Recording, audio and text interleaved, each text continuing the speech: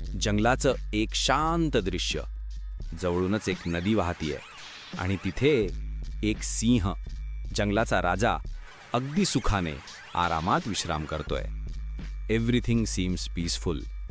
पण ही शांतता फार काळ टिकणारी नव्हती. तेवढ्यात एक माकड तिथे आलं आणि मस्तीत त्याने त्या सिंहाची शेपूट धरून फिरवली. सिंहाचा डोळा उघडला. प्रचंड रागात तो त्या माकडावर धावून गेला. पण माकड ते तर एका उडीत थेट झाडावर जाऊन बसलं. सिंहाचा राग अजूनच वाढला, कारण तेवढ्यात दुसऱ्या झाडावरून एक दुसरं माकड आलं. त्याने सिंहाचा कान ओढला आणि तेही परत झाडावर. असं एकदा नाही, दोनदा नाही, तर सारखं सुरू झालं. सगळी माकडं मिळून त्या सिंहाला, जंगलाच्या राजाला त्रास देऊ लागली. तो बिचारा सिंह रागाने इकडून तिकडे धावत होता, गर्जना करत होता, पण त्याला काहीच करता येईना.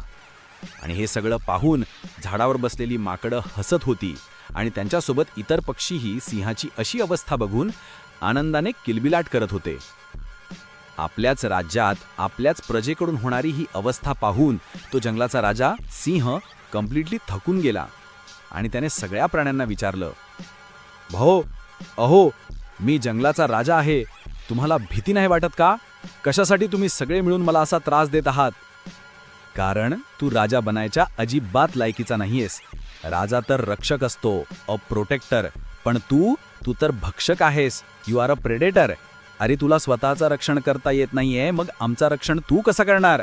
तू पंचतंत्रातली गोष्ट नाही ऐकलीस का? यो न रक्षती वित्रस्तान पीड्यमानान परैहि सदा जंतून पार्थिव रूपेण सकृतांतो न संशयः. म्हणजे जो राजा संकटात सापडलेल्या, घाबरलेल्या जीवांचं रक्षण करत नाही, तो राजाच्या रूपातला यमराजच असतो, द गॉड ऑफ डेथ. यात काहीच शंका नाही. अगदी खरं बोलला. खरं सांगायचं तर जंगलाचा राजा होण्यासाठी मीच योग्य आहे. I am the right candidate. तू कसा काय राजा होण्याच्या लायकीचा आहेस? जिथे तिथे काव काव करून आपल्या कर्कश आवाजाने सगळं वातावरण खराब करतोस. ना तुला रूप आहे, ना चांगला आवाज. काळा रंग आणि काय चांगलं काय वाईट काहीही खातोस. आम्ही तुला राजा का म्हणायचं? अरे, काय बोलतेस? जर मी काळ्या रंगाचा आहे तर तू काय खूप गोरी आहेस का? आणि तू हे विसरतेस की माझं खरेपणा, माझी ट्रूथफुलनेस लोकांमध्ये एक उदाहरण आहे. खोटं बोलशील तर कावळा चावेल असं म्हणतात ना. आमचा परिश्रम आणि आमची एकता तर जगप्रसिद्ध आहे.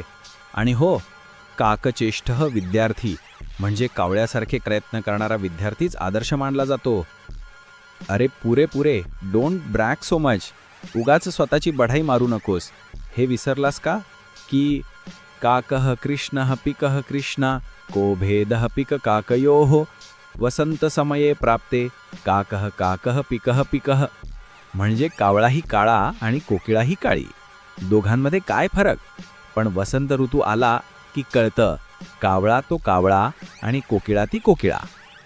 ए परभृते, म्हणजे दुसऱ्यांवर अवलंबून राहणाऱ्या, मी जर तुझी पिल्लं सांभाळली नाहीत तर कोकिळा येतील कुठून? म्हणून मीच दयाळू, करुणा असलेला पक्ष्यांचा सम्राट कावळा. अरे, थांबा. इकडे येताना मी तुमचं सगळं बोलणं ऐकत होतो. मी आहे विशालकाय, बलशाली आणि पराक्रमी. सिंह असो किंवा कोणी दुसरा, जंगलातल्या प्राण्यांना त्रास देणाऱ्या कोणत्याही जीवाला मी माझ्या सोंडेने उचलून फेकून देईन आणि मारून टाकीन. आहे का दुसरा कोणी माझ्यासारखा पराक्रमी? म्हणून या वनराज पदासाठी मीच योग्य आहे. अरे, असं आहे का? बघा. आणि असं म्हणत ते माकड पटकन हत्तीच्या शेपटीला धरून झाडावर चढलं. तो प्रचंड हत्ती त्या झाडाला आपल्या सोंडेने हलवायचा प्रयत्न करू लागला, पण माकड तर उडी मारून दुसऱ्या झाडावर गेलं. हत्तीला असं एका झाडावरून दुसऱ्या झाडाकडे धावताना पाहून सिंहाला सुद्धा हसू आवरलं नाही. भाऊ गज, अरे हत्ती, मला सुद्धा या माकडांनी हसच हैराण करून सोडलाय. म्हणूनच तर मी म्हणतो आहे की आम्हीच राजा बनायच्या लायकीचे आहोत. आमच्या जातीने तुमच्यासारख्या विशालकाय, पराक्रमी आणि भयानक सिंह आहे हत्तीला हरवण्याची ताकद ठेवली आहे. म्हणून जंगलातल्या जीवांच्या रक्षणासाठी आम्हीच सक्षम आहोत. We are capable. हे सगळे वादविवाद मी नदीच्या मध्यातून ऐकत होतो. अरे, मला सोडून दुसरा कोणी राजा कसा होऊ शकतो? मी तर थंड पाण्यात खूप वेळ न हलता ध्यानमग्न एखाद्या स्थितप्रज्ञासारखा उभा राहून सगळ्यांच्या रक्षणाचे उपाय शोधीन. एक योजना बनवून माझ्या सभेत वेगवेगळ्या पदांवर प्राण्यांना बसवून सगळ्यांना मिळून रक्षणाचे उपाय लागू करायला सांगेन. म्हणून वनराजपद मिळवण्यासाठी मीच योग्य आहे. आ आ आ आ हसलास मोर? थांब थांब, आत्मप्रशंसा करणं बंद कर. तुला माहीत नाही का की यदि न स्यात् नरपतीही सम्यक नेता ततः प्रजा अकर्णधारा जलधौ विप्लवे तेह नौरिव. म्हणजे जर राजा चांगला नेता नसेल तर प्रजा त्या नावेसारखी समुद्रात बुडून जाते जिला कोणी नावाडी नाही. आणि तुझी ती ध्यानावस्था कोणाला माहीत नाही. स्थितप्रज्ञा असल्याचं नाटक करून बिचाऱ्या भोळ्या मासोळ्यांना तू कपटाने पकडून क्रूरपणे खातोस. धिक्कार असो तुझा. तुझ्यामुळे तर सगळ्या पक्षी समाजाची मान खाली गेली आहे. म्हणूनच तर मी म्हणतो आहे की मीच योग्य आहे वनराजपदासाठी. चला लवकर माझ्या राजाभिषेकाची तयारी करा सगळे वन्यजीव.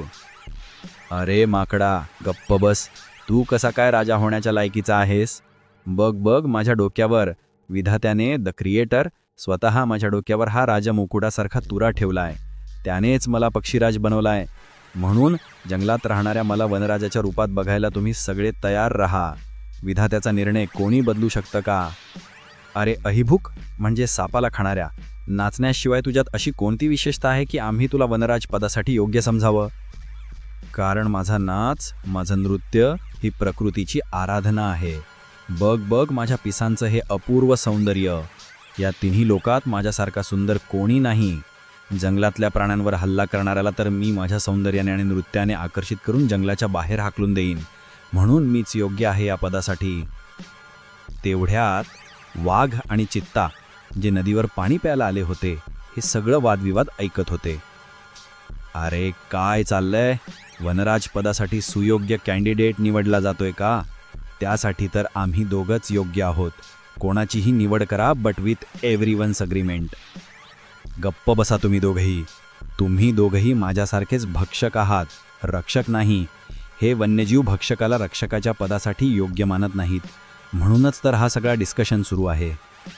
सिंह महाशयांनी अगदी योग्य म्हटलं. खरं तर सिंहाने खूप काळ राज्य केलं, पण आता तर कोणी पक्षीच राजा झाला पाहिजे हे तर निश्चित आहे. यात तर थोड्याही शंकेला जागा नाही. हो हो, कोणीतरी पक्षीच जंगलाचा राजा होईल. पण गंमत अशी झाली की प्रत्येक पक्षी स्वतःशिवाय दुसऱ्या कोणालाही त्या पदासाठी योग्य मानत नव्हता. मग निर्णय कसा होणार? तेव्हा त्या सगळ्यांनी गाढ झोपलेले शांत आत्मप्रशंसेपासून दूर असलेल्या घुबडाला पाहिलं आणि विचार केला, हाच आपला राजा होईल, जो आत्मप्रशंसा करत नाही आणि ज्याला पदाची लालसा नाही. चला त्याच्या राजाभिषेकाची सामग्री आणा. सगळे पक्षी तयारीसाठी निघणार. तेवढ्यात हे तर पूर्णपणे अयोग्य आहे. अरे मोर, हंस, कोकिळा, चक्रवाक, सारस यांसारखे प्रमुख पक्षी असताना दिवसा आंधळे असलेल्या या भयानक चेहऱ्याच्या घुबडाच्या राजाभिषेकाची तयारी करताय तुम्ही सगळे. जो दिवसभर झोपलेला असतो तो आमचा रक्षण कसा करणार? खरं तर स्वभाव रौद्रम अत्युग्रम क्रूरम अप्रियवादिनम उलुकम नृपतिम कृत्वा कानो सिद्धिर्भविष्यती. म्हणजे अत्यंत उग्र, क्रूर आणि अप्रिय बोलणाऱ्या घुबडाला राजा बनून कोणतं यश मिळणार आहे? अरे अरे प्राण्यांनो, तुम्ही सगळेच माझीच लेकरं आहात. का आपापसात भांडताय? खरं तर जंगलातले सगळे जीव एकमेकांवर अवलंबून आहेत. नेहमी लक्षात ठेवा. ददाती प्रतिगृहाती गुह्यमाख्यायती पृच्छती भुंक्ते भोजयते चैव षड्विधम प्रीतिलक्षणम. देणं, घेणं, मनातल्या गोष्टी सांगणं, विचारणं, खाणं आणि खाऊ घालणं ही प्रेमाची 6 लक्षणं आहेत. तुम्ही तर भांडण्यातच वेळ वारा घालवताय. त्याऐवजी एकत्र येऊन आनंदाने जगा आणि जीवनाला रसमय बनवा. माते, तुम्ही बोलताय ते अगदी योग्य आहे, पण आम्ही तुम्हाला ओळखत नाही. तुमचा परिचय काय? मी प्रकृती आहे, तुमची सगळ्यांची आई. तुम्ही सगळेच मला प्रिय आहात. तुमच्या सगळ्यांचं वेळेनुसार आपापलं महत्त्व आहे. म्हणून एकत्र येऊन निसर्गाच्या सौंदर्यासाठी आणि जंगलाच्या रक्षणासाठी प्रयत्न करा.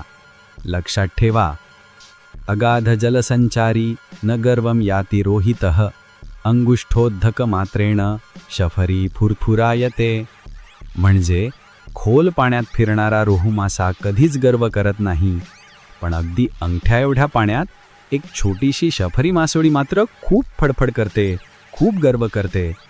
म्हणून त्या छोट्या मासोळीसारखं एकेका गुणाची चर्चा करत बसू नका. आणि मग सगळ्या प्राण्यांना त्यांची चूक समजली. त्यांनी निसर्गमातेला प्रणाम केला आणि एकोप्याने दृढ संकल्प करून एक गाणं गाऊ लागले. प्राणिनां जायते हानिः परस्पर विवादातः अन्योन्य सहयोगेन लाभः तेषां प्रजायते. म्हणजे आपापसात वादविवाद केल्याने प्राण्यांची हानीच होते आणि एकमेकांना सहकार्य केल्याने त्यांचा फायदाच होतो. खरं आहे, भांडून एकमेकांना कमी लेखून कोणालाच काही मिळत नाही. खरी शोभा, खरी ब्युटी ही सोबत राहण्यात, एकमेकांना समजावून राहण्यात आणि एकमेकांचे हित शोधून घेण्यात. आमच्या संपूर्ण जगात हे सर्वात मोठे संस्कृती आहे.